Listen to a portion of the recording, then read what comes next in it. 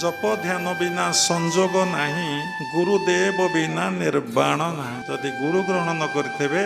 आपन को जप केमिति करिवे किए से पाठ पढ़ेब ध्यान केमिति करिवे से कथा आपन को किए पाठ पढ़ेब किए आपन को कहिबे कि भली जप करिवे प्रति कथार गोटे कौशल अछि आमे गोटे चिट्ठी लिखिले जनक पाखक जदि ठीक एड्रेसटा न लिखिबा जेते सुंदर भाव चिट्ठी लिखिथेले